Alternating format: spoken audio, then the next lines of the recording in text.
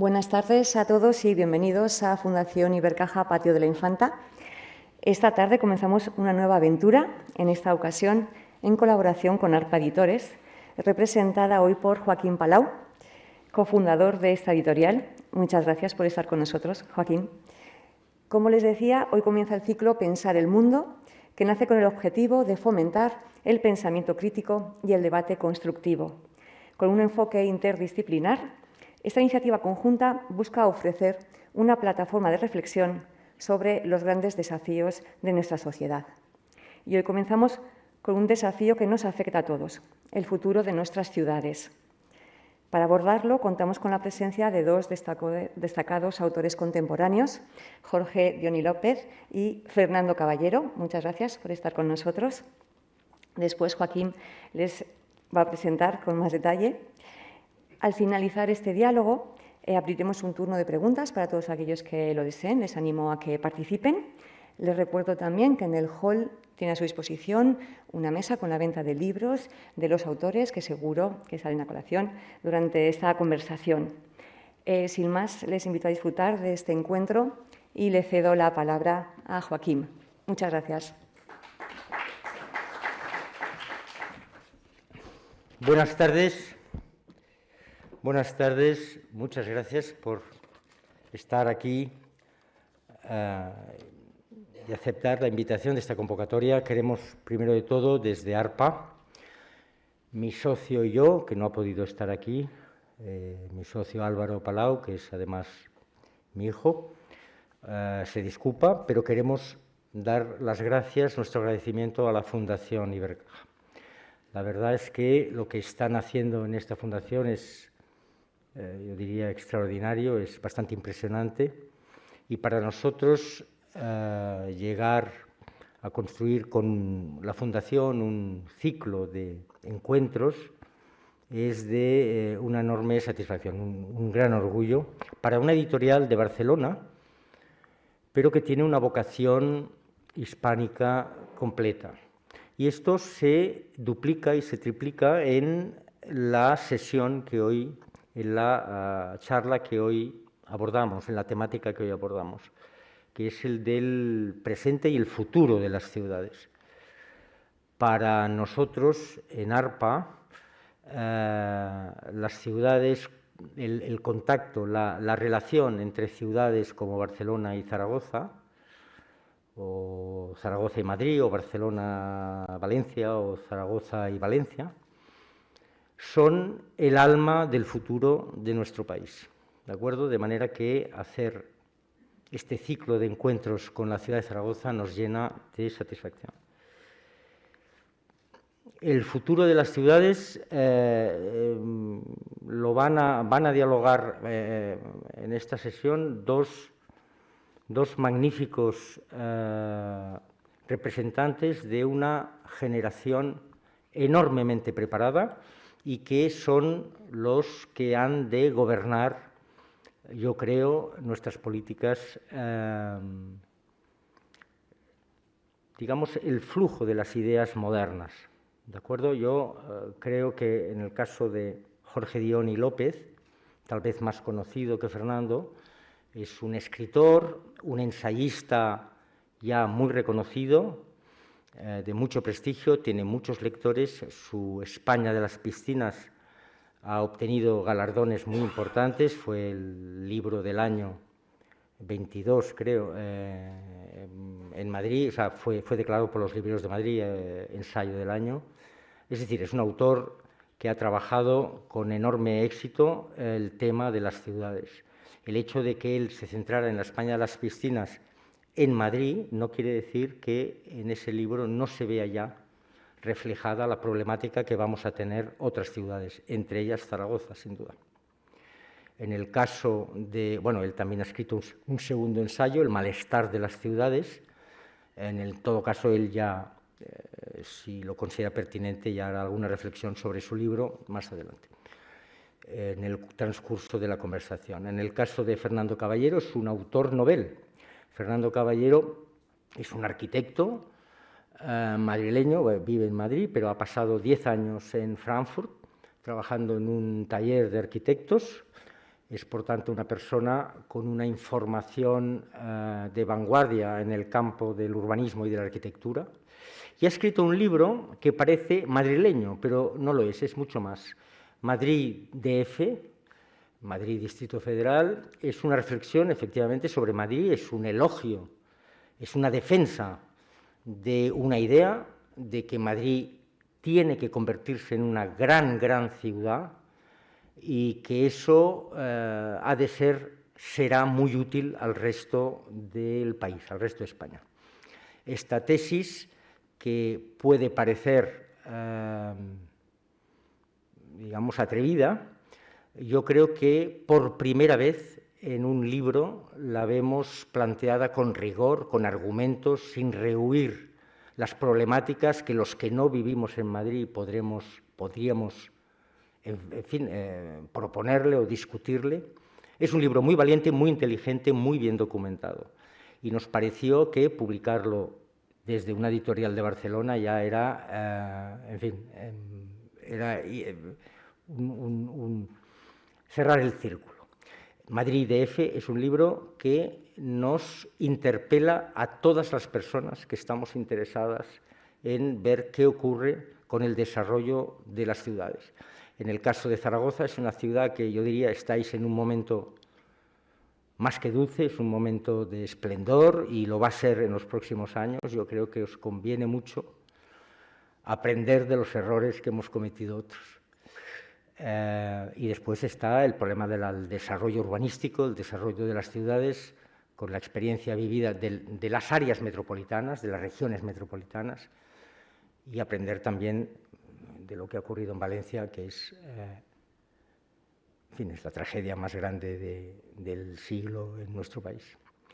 Pero creo que estas dos situaciones, lo que ha ocurrido en Valencia, lo que está ocurriendo en Zaragoza para bien, son la demostración de que el tema que nos trae hoy aquí es fundamental. Os animo a todos, cuando acaben ellos de hablar y de discutir, a preguntar lo que os venga a ser. No dudéis en que aquí establecer un diálogo, una conversación, será enormemente enriquecedor para todos. Muchas gracias y tenéis la palabra.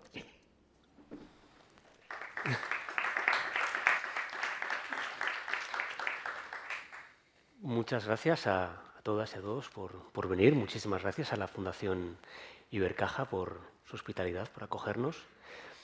Yo soy profe de escritura y me estaba fijando en el título, el futuro de las ciudades, ¿no? No las ciudades del futuro. Yo creo que las ciudades del futuro sería el título de la charla si lo hubiéramos hecho hace 60 años. Quizá ahora ponemos el futuro por delante porque igual lo tenemos menos claro, que exista el futuro. Cuando hemos estado hablando de los temas de que hablar y de cómo preparar, hemos visto que nos gustaba mucho el cine y el cine de ciencia ficción. Y en el cine de ciencia ficción se produce un cambio en el que hay un momento en que hay sociedades casi igualitarias, ¿no? Tipo La fuga de Logan, Un mundo feliz, una de una película en la que sale Sean Connery con una cabeza que viaja en una cabeza enorme de la que no me acuerdo el título, y que después van mutando a partir de los duros años 70, hacia perspectivas más siniestras, ¿no? Pensábamos en Escape de Nueva York, en Perseguido, él hablaba de Regreso al futuro, ¿no? Donde ya sale el futuro mal, pero todavía es un futuro que nos hace las promesas del mundo industrial. Con coches voladores. Coches voladores, armas láser, colonización del espacio exterior, androides. Pero eso ha desaparecido. Eso ha desaparecido. Y lo que solemos tener en esa mirada al futuro, cuando la hay, son colapsos, son distopías, son sociedades muy desiguales y muchas veces sociedades donde la gente ha huido de las ciudades, ¿no? A veces por ataques zombies, por virus, por lo que sea, pero desde Mad Max, de Last of Us, son historias sin ciudades. Quiero preguntarte por la idea de colapso, que a ti te interesa bastante y hemos hablado de ella. Hay una serie francesa, bueno, buenas tardes. Muchas gracias a la Fundación Ibercaja, a ARPA y a todos vosotros. Hay una serie francesa que se llama El Colapso, que debe tener 2 años, 3 años. Creo que fue justo antes de la pandemia, o la sacaron en la época de la pandemia, que es muy interesante y muy recomendable de ver. Creo que está en Filmin y que cada capítulo, que son de 20 minutos, empieza pues, con el día del colapso y empieza el supermercado. ¿Y qué pasa cuando de repente las tarjetas de crédito dejan de funcionar? Y lo que ocurre. El siguiente capítulo, la gasolinera, y es 3 o 4 días después que ya hay colas en las gasolineras y tal. Y así va pasando hasta los 3 o 4 meses. Es una miniserie.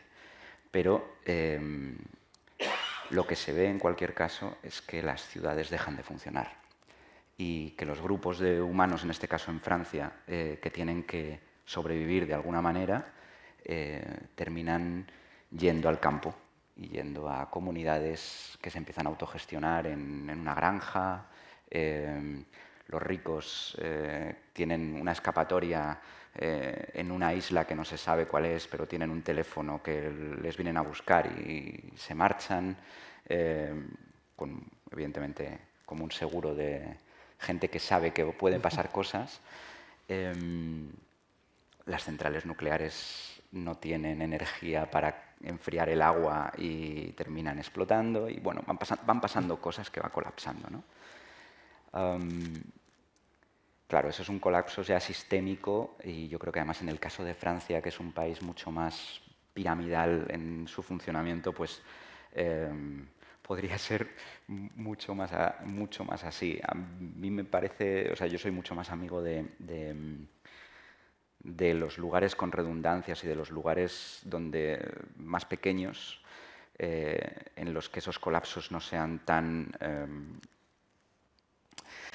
grandes, cosa que tiene gracia porque he escrito un libro sobre que Madrid crezca más y sea más grande, pero bueno, en el libro explico que quizás la manera de crecer es otra y es fuera de lo que es el centro de la ciudad y de otras maneras, pero sí, o sea, el colapso, yo pienso que las ciudades todas están destinadas en un momento dado a dejar de crecer y eso se produce y se producirá después de un colapso que en el momento concreto quizás no es tan fácil verlo, pero que ocurre. Otra de las películas de las que decíamos es de Alfonso Cuarón, creo que es el director, Hijos de los hombres, que comienza de una manera muy interesante porque es en Londres y aparece la calle Regent Street y son, nada, 4 o 5 segundos de calle en la que ya ves contaminación, gente extraña por la calle, tuk-tuks pasando ahí como si fuese la India,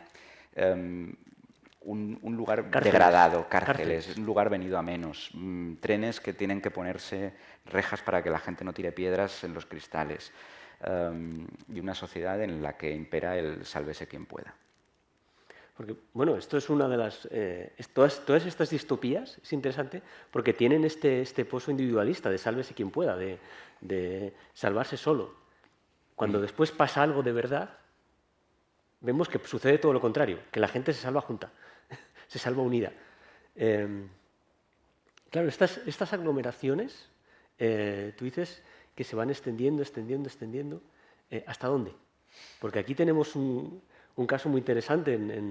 Claro, en Zaragoza, más o menos el 70% de la población de Aragón está en Zaragoza, pero está también de forma dispersa en el corredor mozárabe, toda la zona de Utebo, Villanueva de Gállego. Es decir, ¿hasta dónde llega ahora mismo una ciudad?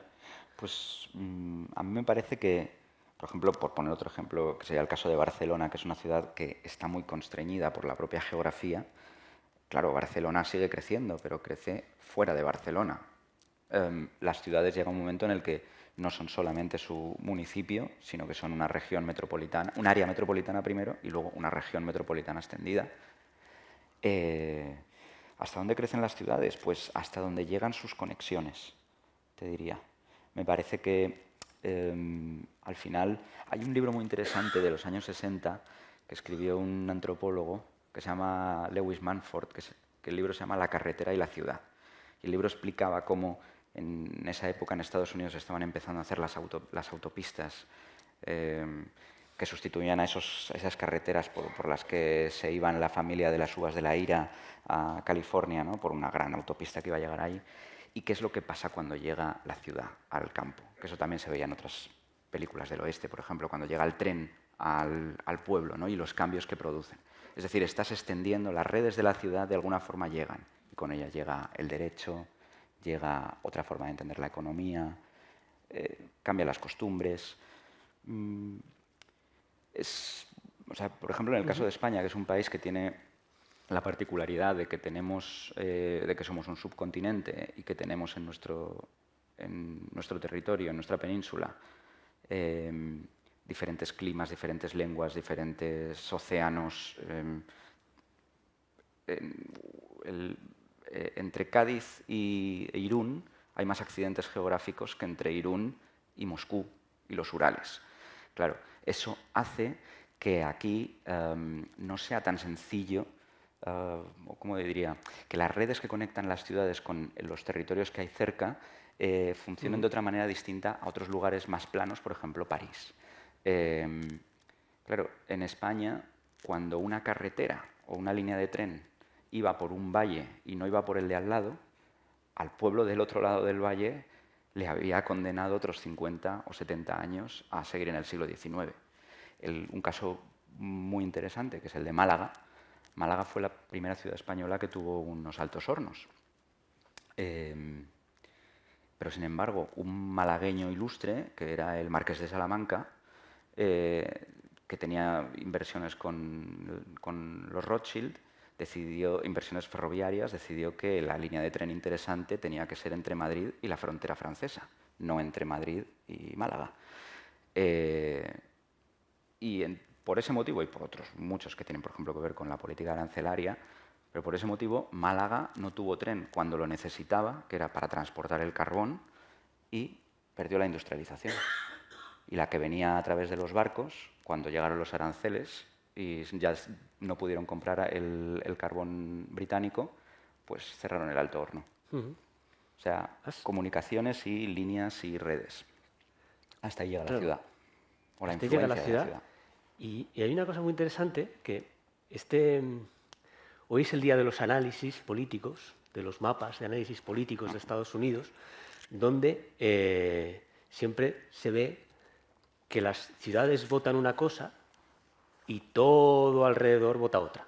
Siempre se ve el mapa de los estados y desde Texas hasta Carolina del Norte, 4 o 5 ciudades, Austin, Houston, votan una cosa y todo el estado vota otra.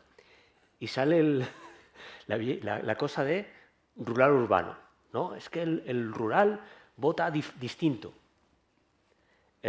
Yo que vengo del rural, vengo de un pueblo de Zamora, puedo garantizar que lo rural ya no existe. Eso no existe, ya no existe más, ya desapareció. Yo soy la última generación que conoció la vida campesina, la vida rural, la vida de gente que estaba vinculada a esa visión del tiempo y del espacio que era la vida campesina. Eso no existe más. Es decir, cuando yo era pequeño, yo iba a Valladolid o a León y se me notaba. Los chavales que ahora viven en mi pueblo, en Benavente, no se les nota. Se nota muy poco, por el acento quizá. Pero visten la misma ropa, pueden ver las mismas series, las mismas películas, la misma música, conectarse a las mismas redes. Con lo cual, yo creo que esa visión rural-urbano es una visión a veces perezosa, es decir, y antigua. Eso ya no existe. Pero sí que existe otra cosa que está relacionada con esa aglomeración. La sensación de que te está pasando una vida interesantísima por delante y tú te la estás perdiendo meramente. Que yo cuando era pequeño no la tenía porque, bueno, sabías que había cosas, pero que estaban muy lejos, no podías ir. Pero ahora sí puedes ir, ahora sí puedes ir. Y entonces, esa sensación de quedarte fuera espacialmente es brutal, creo yo, para aglomerar a gente en ciertos sitios. Bueno, sí, lo que hace es despoblar Benavente también y quitarle la energía, porque al final, claro, Benavente está suficientemente lejos, como dicen los mexicanos, que dicen de Estados Unidos que están tan lejos de Dios y tan cerca de Estados Unidos. Pues Benavente está tan lejos de Madrid, pero tan cerca de una autopista que le acerca a Madrid. Y eso, no sé, es un sitio que no se calienta con el calorcito que puede ser estar cerca de una gran ciudad, y está lo suficientemente bien comunicada como para que a mucha gente le compense marcharse. Pero volviendo a lo que decías de Estados Unidos, yo tuve la inmensa suerte de pequeño que me mandaron un verano, a una familia a las afueras de Chicago, como a 100 kilómetros. Típico pueblo de los niños del maíz, todo así como las películas, con un high school gigante y todo eso. Y la familia a la que fui, ellos me contaron por qué se habían marchado de Chicago. Ellos vivían en las afueras de Chicago, es una ciudad que se llama, un barrio que se llama Aurora, y me explicaban que, me acuerdo por lo que decías de la forma de vestir y tal, que llegaron al colegio gente del ayuntamiento a decirles que no tenían que vestir de tal color o de tal otro color porque eran colores de bandas, y entonces podían tener problemas serios, porque era un lugar que estaba ya colapsando. Las afueras de Chicago a finales de los 90 era un sitio muy duro. Y se fueron al campo. Y se fueron a un sitio a 100 kilómetros donde la vida estaba ordenada. Y donde todo el mundo tenía bien claro cuál era su papel y qué era lo que tenían que hacer. Y vivían felices en una de estas suburbias americanas, que son esos pueblos de chalecitos que todos conocemos de las películas, pero teniendo claro que era un lugar seguro y ordenado, que no encontraban en una ciudad donde los cubos de basura estaban volcados en las aceras y donde ir vestido de un color o de otro te podía tener un disgusto importante. Sí, lo de los colores. En los 90 hubo un pánico social con las bandas, 80-90, y creo que eran los Yes y los Sax. No, esos son de una película. Me acuerdo del rojo y azul. Salía en algún videojuego. Sí, las bandas, había dos grandes bandas en Estados Unidos, provocaron un pánico social tremendo. Aquí también hay muchos chalets, es decir, por todo el corredor mozárabe, por ejemplo, en Cuarte de Huerva, María de Huerva, y también hay zonas de chalets. En Cuarte de Huerva, si no recuerdo mal, al otro lado está la high school, la gran high school, está la gran escuela. Aquí es la escuela alemana, creo. Ah. No, pero ¿te echan de las ciudades? Te echan de las ciudades. Yo creo que eso es un buen dilema. Ahí, por ejemplo, ahora en Madrid ha habido un caso muy interesante, que es el del nuevo Estadio Bernabéu, que Florentino Pérez lo ha recubierto de latón, y es como una nave espacial que tenemos ahí en el centro de la ciudad. Y claro, ese es un edificio que ahora ya no es un estadio de fútbol, es otra cosa, es un centro multifuncional que representa la imagen de la ciudad, que es una ciudad, a diferencia de otras muchas de Europa, que no tiene una imagen clara, no tiene una Torre Eiffel o una Sagrada Familia o algo así. Nuestra imagen es el escudo de fútbol de un equipo y su campo. Y ahora es mucho más que eso, ¿no? Es un sitio donde dan conciertazos y hacen espectáculos y vienen la NBA y cosas así, ¿no? Claro, y de repente se ve clarísimamente ahí la tensión que hay entre la necesidad de captar de fuera flujos de capital y de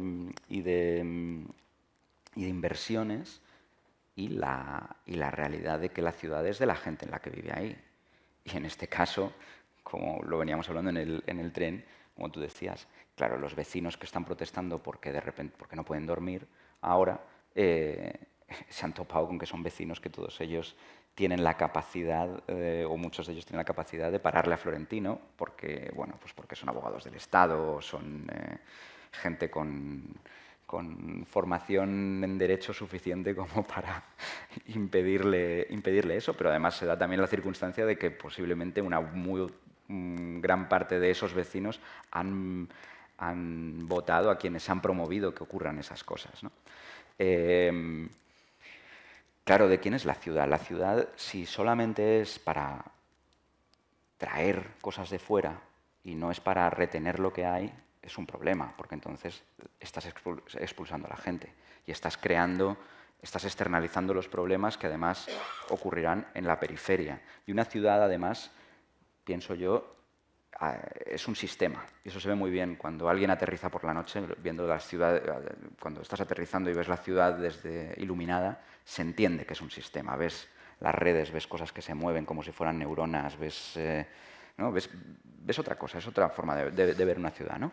Y en un sistema, o sea, que te desplacen a la periferia del sistema es un problema muy serio. Y las ciudades son un sistema físico, son geografía, y por tanto es una periferia en un sistema y es una periferia económica, social y además geográfica. Entonces, claro, mucha gente termina por tomar la decisión de marcharse fuera, como esta gente. Claro, tú ahora miras el mapa, me interesó y lo vi ayer, ese era un sitio que cuando yo fui hace, no sé, 20 años, todo el mundo era demócrata y ahora han votado republicano, porque quieren orden. Y el orden no lo tenían en la ciudad. Quieren orden y han votado a una persona muy desordenada. Aparentemente muy desordenada. Sí. ¿No? No parece la persona más estable del mundo. Es una gran paradoja, ¿no? Es una gran paradoja. Una gran paradoja. Has hablado del movimiento. Claro, toda esta dispersión crea movimiento. Yo siempre que sale el debate de la movilidad, planteo, yo como soy escritor de ficción, más bien, planteo dos cuestiones muy simbólicas. Una es esta, es que el movimiento tiene un simbolismo de actividad que no nos podemos quitar de la cabeza. Cuando algo se mueve es que está vivo. Nuestra sangre se mueve, nosotros nos movemos, interactuamos con otros. Es decir, cuando algo se mueve, un grupo, una persona, es que está vivo. Cuando algo está paralizado, está muerto. Todo el campo semántico del movimiento es un campo semántico positivo. El campo semántico de estar parado, comenzando por estar parado, estar desempleado es estar parado, ¿no? Que normalmente la gente que está desempleada no está parada, está todo el rato haciendo cosas y buscando cosas. Pero es un campo semántico negativo. Y la otra cuestión es una cuestión de la simbología que tiene el vehículo individual. El vehículo individual que sustituye al caballo, en su momento, tiene una simbología potentísima, cosa que se ve con claridad cuando uno vive en una comunidad de vecinos, baja al garaje, en el que ha vivido durante cierto tiempo, y ve cómo el paso del tiempo hace que cambie de coche.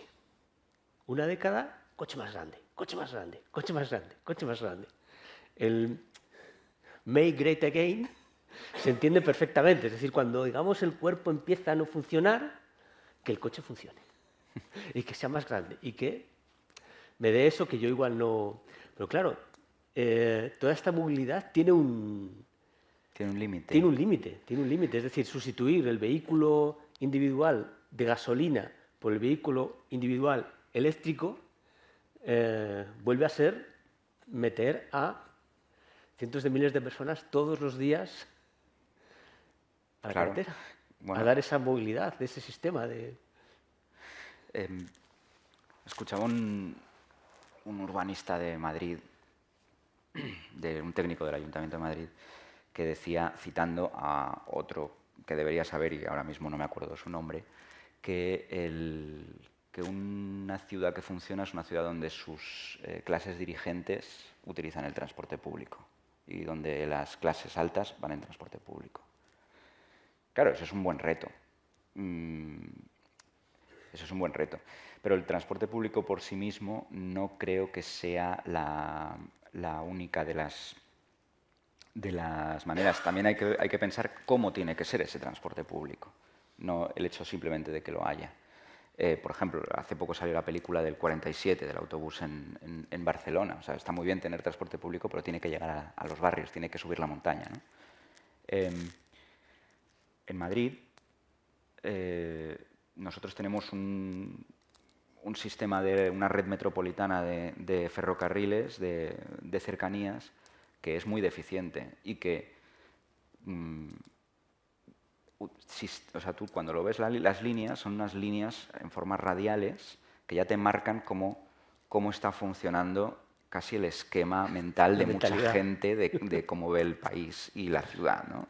Todo ocurre en un lugar, la gente se levanta en una esquina y va por ahí. De repente llueve y hay 3 líneas en el corredor de Henares que van por la misma línea. Y cuando hay una incidencia porque cualquier cosa, se ha descarrilado un tren o se ha tirado alguien a la vía, yo qué sé, no sé, cualquier cosa, de repente tienes a 500.000 de personas paradas durante horas porque no pueden ir a otro sitio, porque no hay otras alternativas, no hay otras redes que conecten con otros puntos diferentes que no sea con un gran centro, que se va recargando, que por supuesto si eres propietario te ha tocado la lotería a ti y para los restos toda tu familia, porque siempre todo va hacia ese lugar, con lo cual es interesante que pase en ese sitio, y que le está quitando también energías a los otros lugares.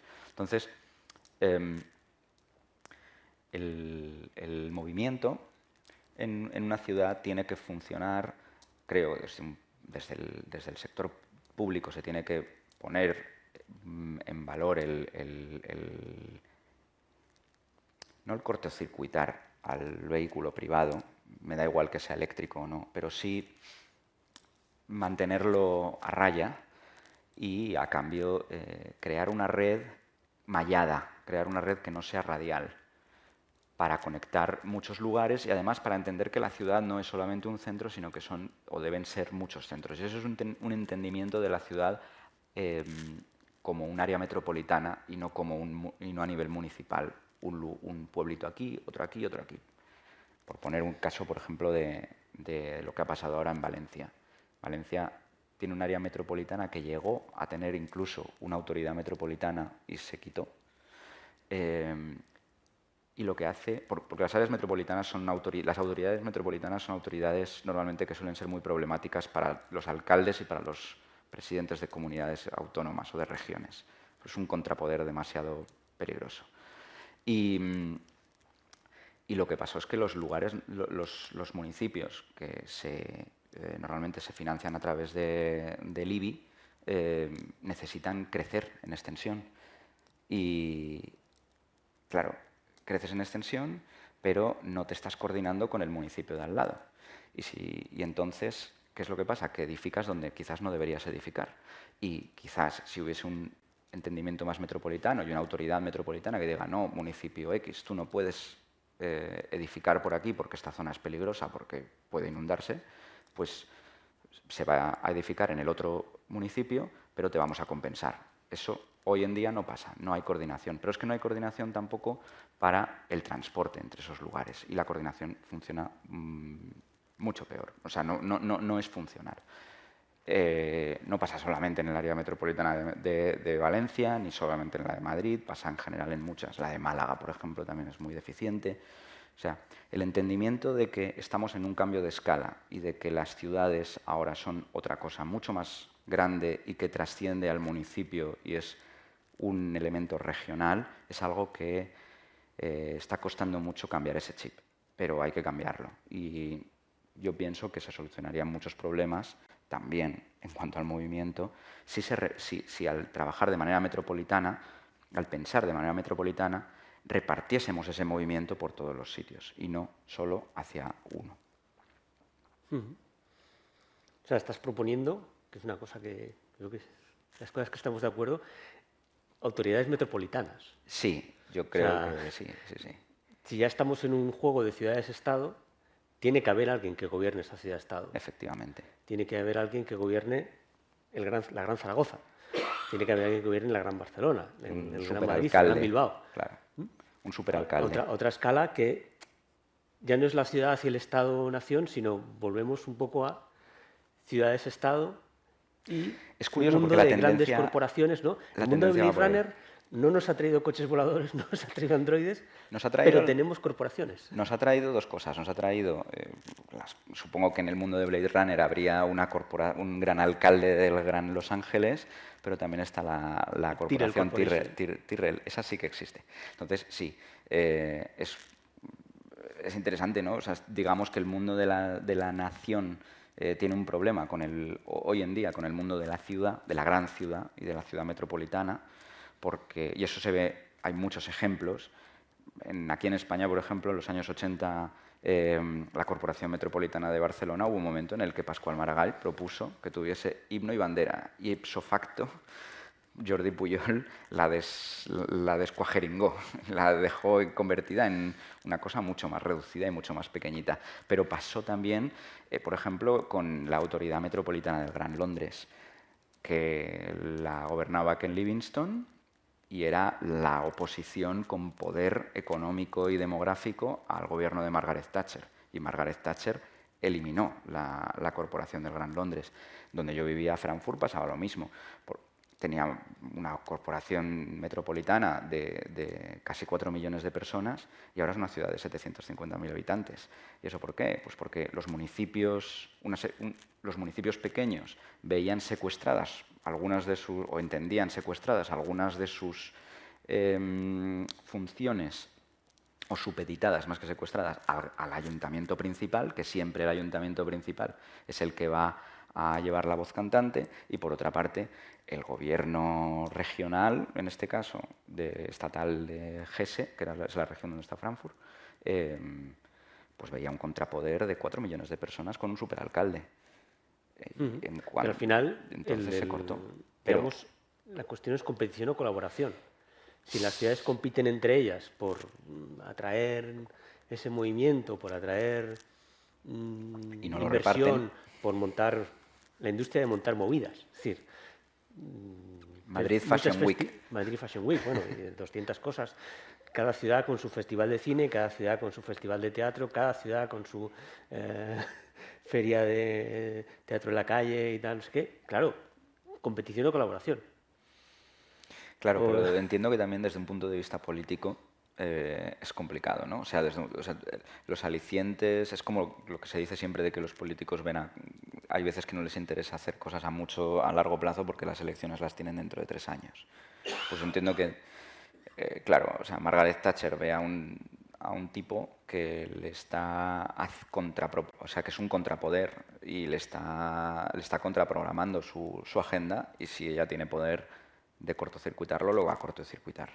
Claro, ¿qué es lo que pasa? Que ahora que en los años 80 esas cosas todavía se podían hacer porque las naciones todavía eran más poderosas, pero yo creo que ya estamos entrando en una época de decline de las naciones en la que las ciudades van a tener mucho futuro.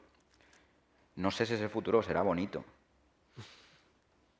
También digo, yo no sé en qué Bilbao o en qué Barcelona preferiría vivir, si en la de la época del 47 arriba del monte, o en la de ahora después de que ya no haya industria, o en el Bilbao de los años 60 o de los 80, o en el Bilbao de ahora, aunque me hayan sustituido el Alto Horno por un museo muy bonito y una biblioteca y un pipicán para pasear, pero es un sitio mucho más amable para vivir, ¿no? Pero quizás en el futuro, si nos ceñimos a las películas distópicas y terminamos yendo por ahí, que ojalá no, eso no quita que las ciudades vayan a tener un protagonismo muy grande, porque al final las ciudades son las que concentran el poder y concentran el dinero, y es donde están la corporación Tyrrell, es donde están la toma de decisiones de grandes empresas que tienen más poder y más músculo económico que muchos países o que muchas regiones. Claro, esta idea de la ciudad industrial, que a veces hay mucha nostalgia de ese mundo, ¿no? O sea, nostalgia lógica, porque no es lo mismo producir que mover. No es lo mismo producir cosas que mover cosas. No es lo mismo. No es lo mismo a nivel de autoestima de un ser humano o de un grupo de seres humanos. Es decir, a los seres humanos nos encanta una cosa que tiene un nombre técnico, que es ser la razón de algo. Es decir, yo he hecho esta mesa, y lo decimos con orgullo. Si yo he trabajado en una fábrica que hacía mesas, yo he hecho esta mesa. En los puertos era bastante habitual que la gente que trabajaba en los astilleros llevara a toda su familia a decir, ese barco lo hemos hecho nosotros. Y no es lo mismo hacer barcos que recibir cruceros. No es lo mismo, es un tipo diferente de ciudad. Pero claro, yo he ido a ciudades industriales duras, tipo Gijón. Y claro, les pongo fotos de que se quejan y tienen esa nostalgia de, ay, no sé qué, es que los astilleros... Pongo fotos yo qué sé, de Baltimore, de Pittsburgh, de otros sitios. Es que esto era en los años 50 y esto es ahora. ¿Cómo no va a querer la gente la nueva ciudad si es mucho más bonita? Claro, ¿qué es lo Otra que cosa es que pasaba? no puedan vivir en ella porque no la pueden pagar. Pero ¿qué es lo que pasaba en esa época? Que la gente que vivía en el Bilbao o en el Baltimore de los años 60 veía que era una ciudad que iba progresando, y además progresando físicamente de una manera brutal. O sea, pasabas del edificio de 4 pisos al rascacielos en muy poco tiempo. Por eso también pensaban que evidentemente los coches volarían de aquí a 20 años. Claro, ahora en nuestro mundo los coches siguen yendo a 4 ruedas y por la calle, ¿no? Y cada vez es más caro tener un coche, y el coche más vendido en España es el Dacia, que se produce en Tánger. Entonces, claro, el futuro ese se nos ha desviado un poco. El futuro de las ciudades. Estaba mirando otra vez el cartel. Yo creo que quien quiera ver el futuro de las ciudades, por dónde van a ir los tiros, para mí me parece que tiene que empezar a pensar en un mundo más barroco, en un mundo que ya no es ilustrado, en un mundo donde no existían los estados-nación como los entendemos ahora, donde también había corporaciones que tenían que hacían minerías en nuevos mundos, como SpaceX, en el que había ejércitos privados que hacían guerras, en el que a la gente, como ocurre por ejemplo en Alemania, donde la gente a veces le compensa más entenderse a sí mismos como accionistas de la Volkswagen que como ciudadanos alemanes, y en un mundo en el que las ciudades empezaban a tener, en un mundo más cuarteado, con más fronteras internas y externas, y en un mundo en el que las ciudades empezaban bueno, las ciudades tenían murallas. Era un mundo mercantilista y era un mundo que vivía dentro de las lógicas del prisionero. Y yo creo que de las lógicas del dilema del prisionero. Yo creo que ahora esto, desde ayer, se va a acentuar mucho, porque solamente con el tema o sea, Trump va a poner aranceles, y si pone aranceles va a cortar buena parte del movimiento, y entonces esto va a generar posiblemente reacciones en cadena. La clase media alemana, que es una clase media que se está devaluando, se está produciendo en Alemania una devaluación interna como la que pasó aquí hace 15 años, donde el país, todas sus estrategias nacionales han fallado ya, y empieza a haber un fallo multiorgánico en el sistema.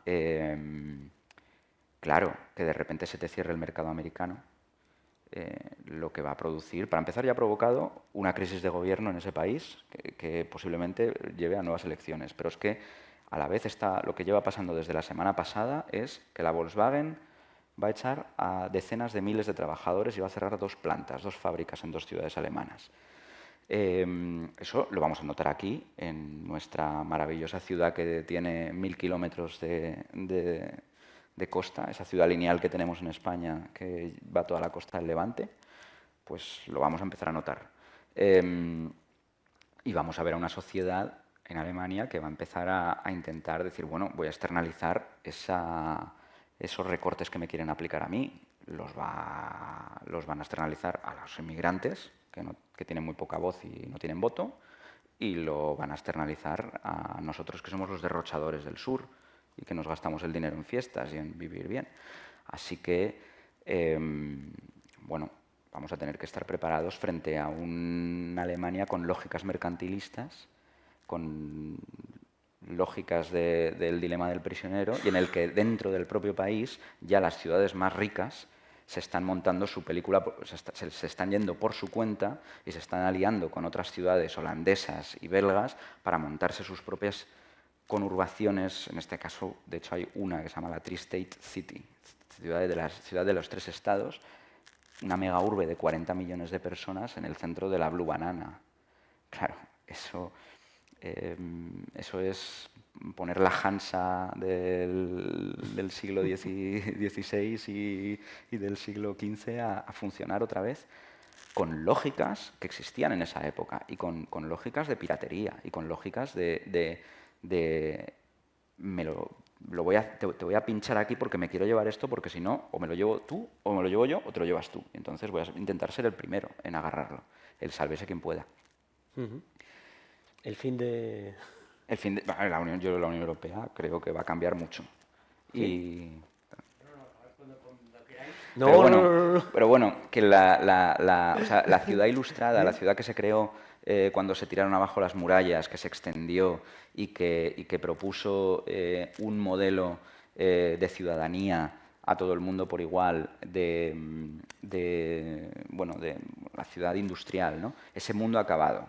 Y además ha acabado dentro de las ciudades, que se han desindustrializado, donde la ciudadanía, el concepto de ciudadano, que todos son igual, homogéneo, que llegó al epítome hace 50 años, donde había una lengua, ¿no? Como pasa en Italia o como pasaba aquí en España, en Francia.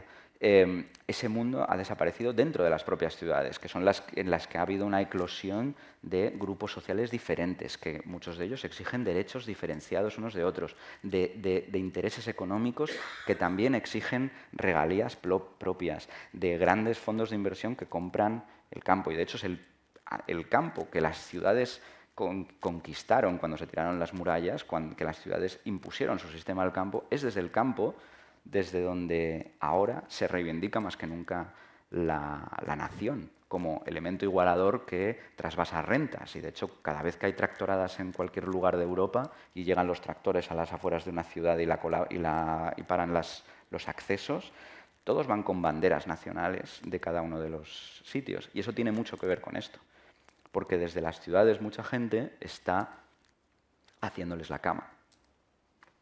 No sé. Yo termino con eso. O sea, el futuro de las ciudades van a ser los lugares que manden y va a ser un modelo hanseático, donde habrá un hinterland que trabajará para lo que ocurra dentro de las ciudades. Creo que nuestro deber es intentar evitarlo y para ello, vuelvo a decidir, áreas metropolitanas extendidas con muchas conexiones para que metropolitanizar los territorios que están al menos a 100, 120, 200 kilómetros de cada una de las grandes ciudades. Pues no sé si es el momento de las preguntas. ¿Sí? Hola, buenas tardes. Sí, pero no puedo ser muy breve porque se han tocado tantos temas y tan interesantes que al menos requieren, desde mi punto de vista, 2 minutos para compensar para mí la excesiva urbanización de este mundo. Yo soy profesor de investigación del Consejo Superior de Investigaciones Científicas. Hemos investigado algo de medios urbanos como Zaragoza y una de las conclusiones a las que llegamos sin números, pero pensando, como hemos hecho aquí, con números hemos hecho otras cosas, midiendo, es que las ciudades son insostenibles y cuanto más grandes, menos sostenibles.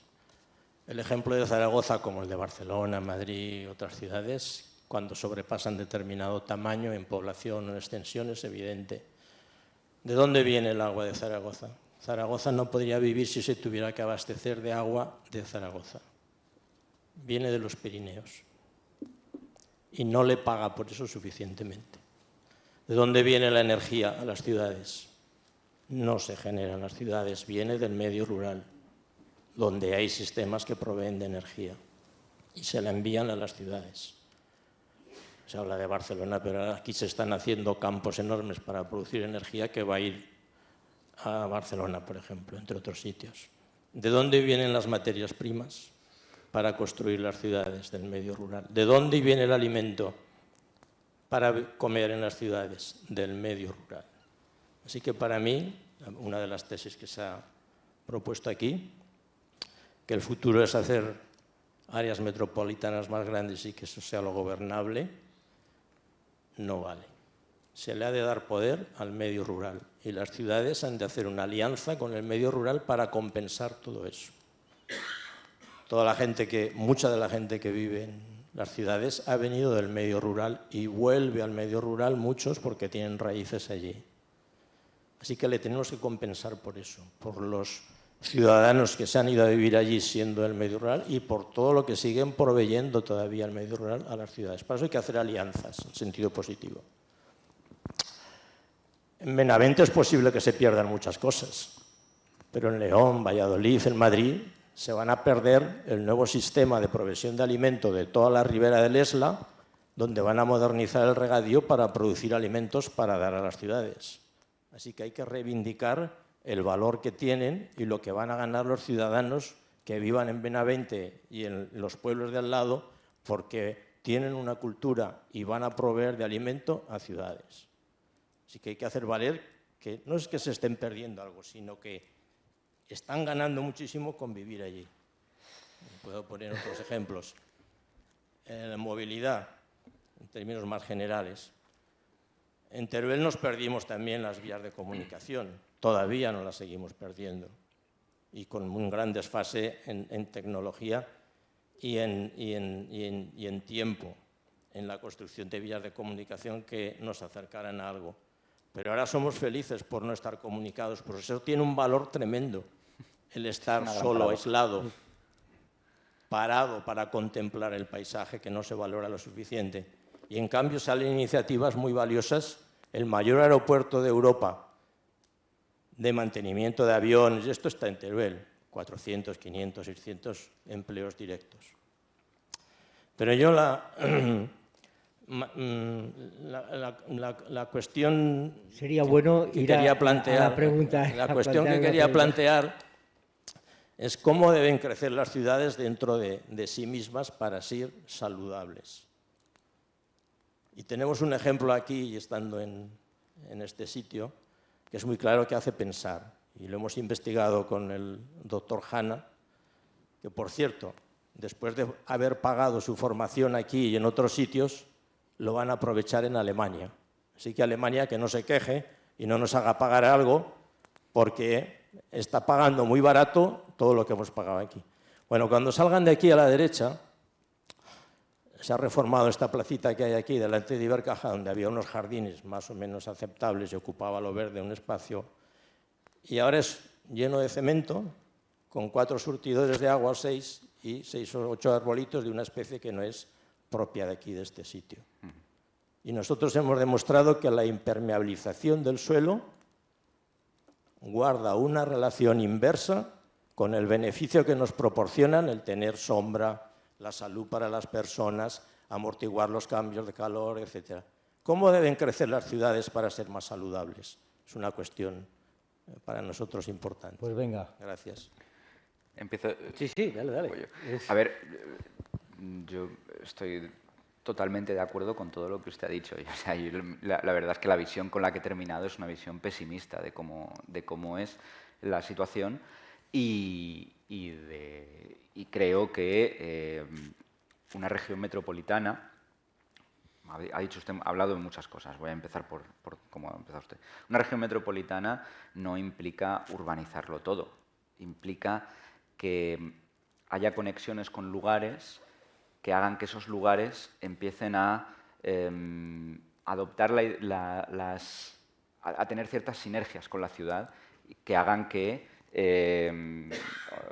esos lugares mantengan un futuro, mantengan una actividad. Eso no tiene nada que ver con que entre medias haya mucho rural y mucho campo. O sea, Segovia, por ejemplo, es una ciudad metropolitanizada con Madrid. ¿Por qué? Porque en 20 minutos desde la estación de Chamartín, con el tren de alta velocidad, estás en Segovia. Y hace que en Segovia haya campus universitario y vaya la gente el fin de semana, etc. Y entre medias pasan muchas cosas, entre otras un parque nacional. Entonces, pues estoy completamente de acuerdo con lo que dice usted. Simplemente lo que digo es que si se puede crecer, si se puede convertir a Segovia en parte de una cosa más grande, que le podemos llamar región centro, región metropolitana centro, si no se le quiere llamar Madrid, pero que en el fondo todos sabemos lo que es, esa ciudad es otro de los subcentros de un gran área metropolitana policéntrica, en la que no estoy descubriendo la rueda, son cosas que se llevan primero intuyendo y luego estudiando y después analizando desde hace muchos años que así deben funcionar. Y esa es la manera también para que para que las ciudades dentro de cada una de ellas, funcione mejor. Usted decía cómo tenían que crecer las ciudades por dentro. Pues pienso que también de una manera más policéntrica, y eso es lo que quería decir antes cuando he hablado de que todo iba hacia el centro en ciudades como Madrid, ¿no? Muy radiales. Si se potencian dentro de ya, digamos, la M40, una vez que ya entras en lo que ya solo ves edificios a tu alrededor, si se potencia el que cada uno de los barrios tenga una idiosincrasia propia, la suya, la de sus vecinos, y se les da, yo por ejemplo soy muy partidario de que se les dé a los distritos que tienen entre 50 y 150.000 habitantes, cada uno de ellos, tengan una capacidad presupuestaria y una capacidad decisoria mucho mayor de la que tienen hoy, que lo que hacen es replicar en el consejo del distrito, replican el del ayuntamiento, pues no, que tengan el suyo propio, que tengan también como sus pequeños alcaldes.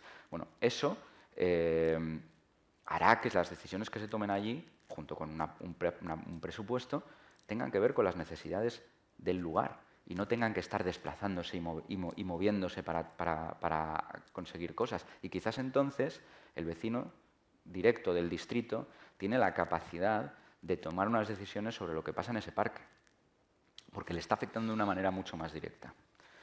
Y en cuanto a lo de Alemania, de su compañero, bueno, ese fue uno de los motivos por los que yo escribí el libro. O sea, yo creo que las ciudades tienen que crecer de una manera determinada, hacia afuera y hacia adentro, pero creo que en España necesitamos al menos una o dos ciudades grandes para que no pase eso. Yo me tuve que ir precisamente por lo mismo, porque aquí no había trabajo de arquitecto. Y me marché a un sitio en el que sí. Entonces, aquí formamos gente y esa gente nos gastamos un dinero y luego se van fuera, pagan sus impuestos fuera, pagan las pensiones de otras personas fuera y viven lejos. Entonces, tener grandes ciudades que funcionen de una manera equilibrada es un multiplicador de oportunidades. Y hacen que alguien de Benavente que quizás no tiene todavía muchas posibilidades o que quiere salir de ahí porque quiere buscar otra vida en otras cosas, pues no tenga que irse a Londres o a París o a Alemania, sino que se vaya a 2 horas de tren y que le pague las pensiones a su abuela. Claro, de manera equilibrada. Por supuesto. Esa es la cuestión. Claro, usted dice, no son sostenibles. Las ciudades no son sostenibles. Depende de quien lo piense. Depende de quien lo piense.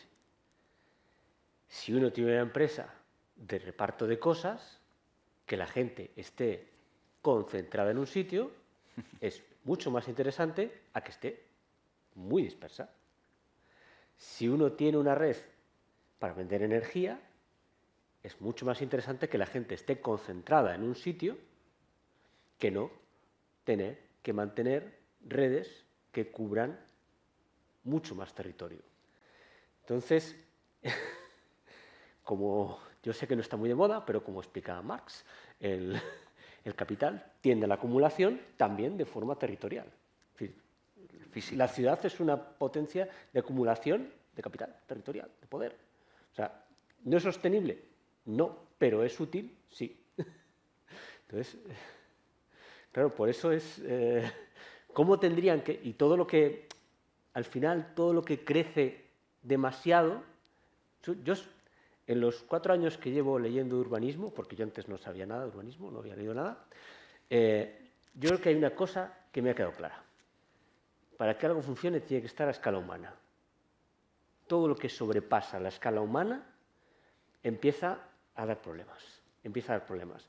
Y una persona, una directora de cine, Pablo Ortiz, me comentó una vez, en realidad todo lo que pasa a la escala humana tiende al autoritarismo, porque es la única manera de gobernarlo. París. Entonces, se tiende nos sobrepasa. Entonces, claro, este tipo de ¿cómo deben crecer las ciudades hacia adentro? Con muchos centros.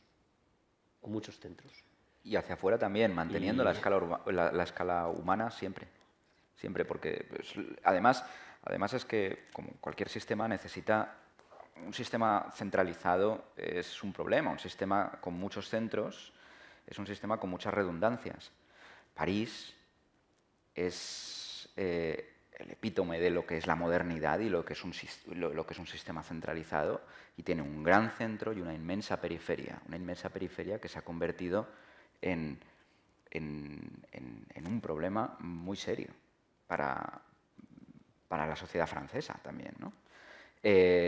Claro, una ciudad que crezca, en vez de con una gran periferia, que crezca con muchos centros y pequeñas periferias, si existen problemas en uno de los centros o en una de las periferias, no está creándose un fallo multiorgánico, está creándose un fallo localizado que se puede trabajar sobre él. Y se generan redundancias, porque hay otros muchos lugares que tienen capacidad de tirar del carro. ¿Alguna otra pregunta? Venga, adelante. ¿Se oye? Sí. Hola, buenas. Yo soy el doctor Hanna, que se va a Alemania. Bueno, una pregunta muy interesante. Yo quiero saber, según vuestro punto de vista, ¿qué papel puede jugar la inteligencia artificial en el futuro de las ciudades? Muchas gracias. Vamos con la ciencia ficción. ¿Qué papel va a jugar la inteligencia artificial?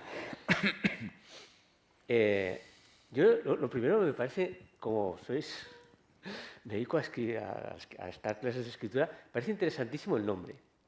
Qué gran trampa el nombre, qué bien visto está. Inteligencia. Porque la inteligencia lo consideramos una virtud. Pero ¿qué es la inteligencia?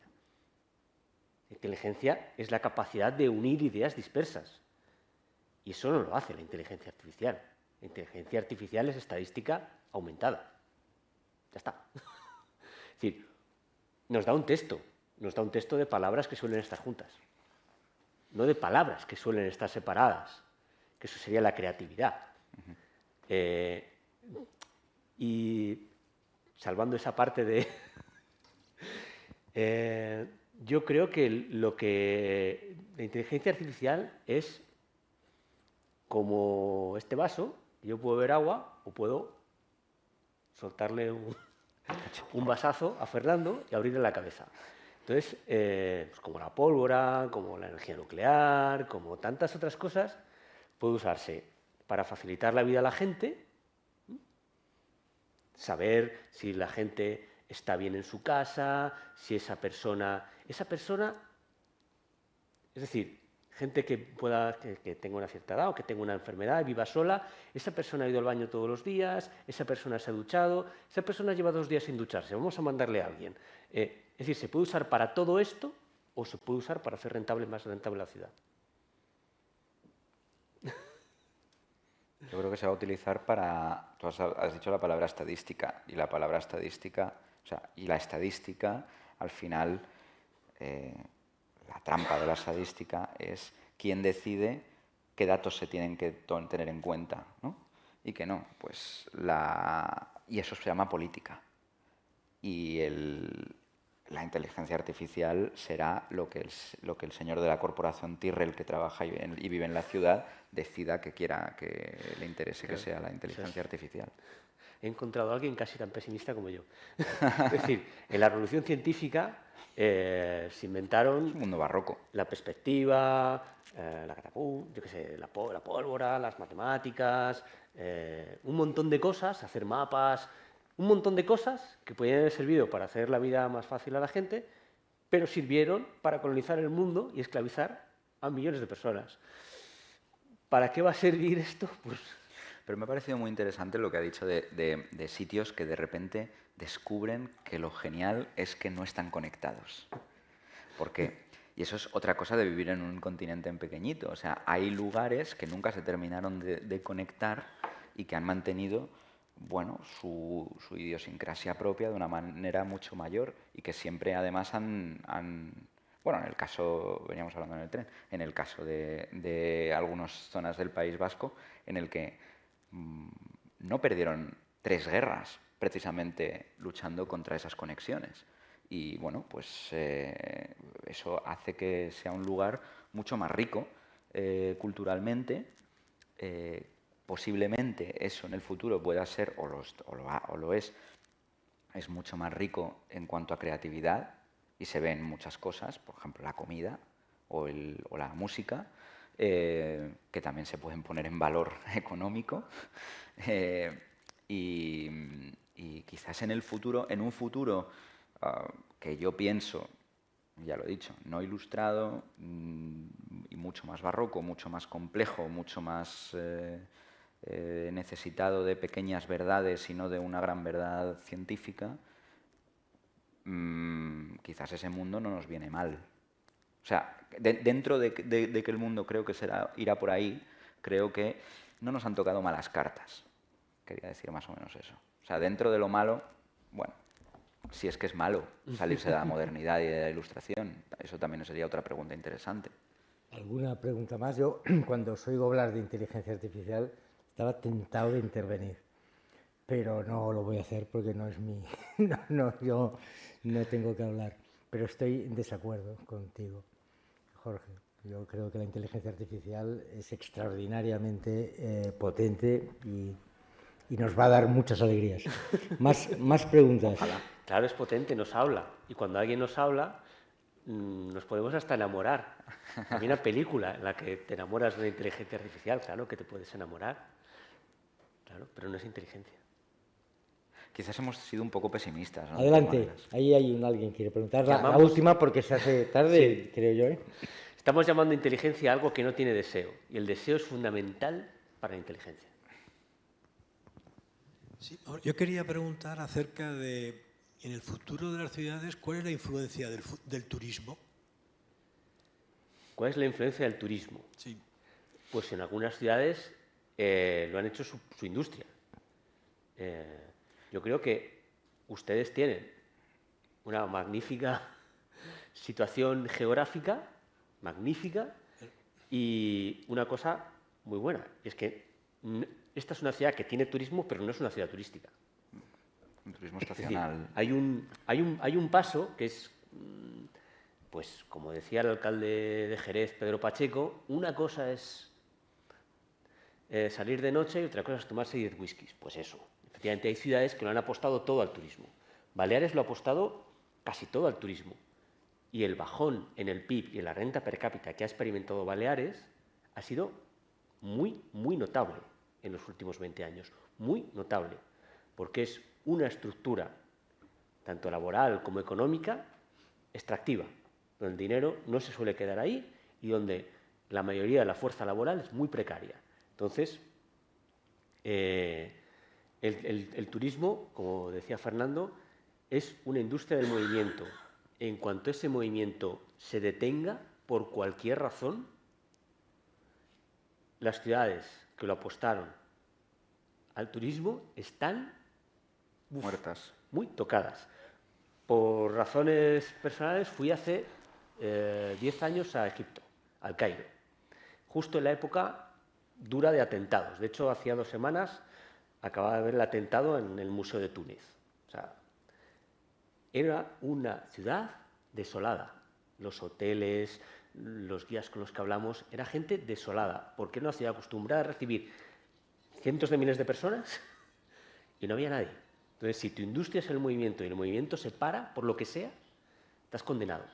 O sea, nunca hay que arriesgarlo todo a la misma carta. Y yo creo que esto es una cosa que se ha hecho bien aquí y bien en otras ciudades. Qué sé yo, Pamplona. Pamplona es de las ciudades más conocidas en el mundo.